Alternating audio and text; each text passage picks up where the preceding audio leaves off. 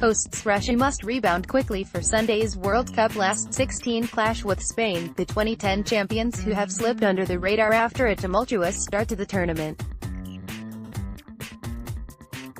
Resounding wins over Saudi Arabia and Egypt elevated expectations for Stanislav Cherchesov's side before they were dealt a dose of reality in a 3-0 loss to Uruguay. Dismissed as no-hopers little over a fortnight ago, Russia will try to get back on board a wave of national euphoria and pull off what striker Artem Dzyuba called a minor miracle. They make their first World Cup knockout stage appearance in the post-Soviet era as the ultimate underdogs.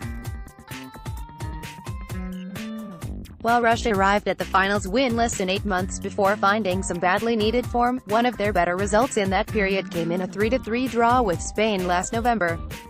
For Sergei Ignashevich, one of 3 holdovers from the Russia side that lost to Spain in the semi-finals of Euro 2008, there are no secrets about their upcoming opponents. Spain plays the same style as in previous years, said the 38-year-old defender. Spanish defenders play very high, leaving spaces that a counter-attacking team can use.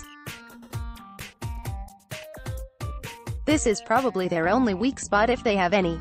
Russia will return to the Luzhniki Stadium, having played their opening match at the iconic venue, and will lean on fervent support to go in search of a famous win.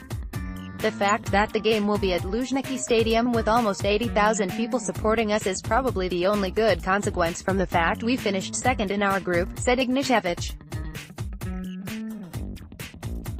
Midfielder Alen Zagoyev has rejoined the squad after recovering from a hamstring injury, but Igor Smolnikov is suspended following his red card against Uruguay.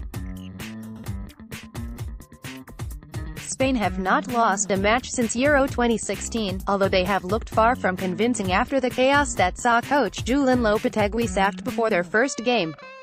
They needed a last-gasp equalizer from Iago Aspas in a 2-2 draw with Morocco to pip Portugal to top spot in Group B, and are battling to fix a leaky defense.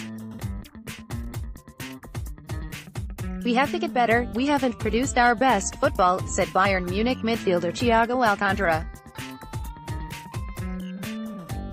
"The most important thing for us is to set up well for the Russia game.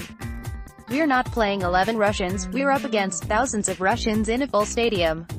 Despite a center-back pairing of Sergio Ramos and Gerard Piqué, Spain have conceded 5 goals in 3 games, with goalkeeper David De Gea looking a shadow of his usual self. No team in recent memory that has gone on to lift the trophy has conceded more than 4 goals, a statistic not lost on right-back Dani Carvajal. "We've got to cut down on the defensive mistakes," said Carvajal. "We've made it far too easy for opponents to score against us, which they've done more because of our errors than their brilliance." Fernando Hierro, the former Spain defender who took over from Lopetegui, hammered home that same point after the Morocco game. He must hope the message belatedly gets through in time for their encounter with the tournament's joint second-highest scorers.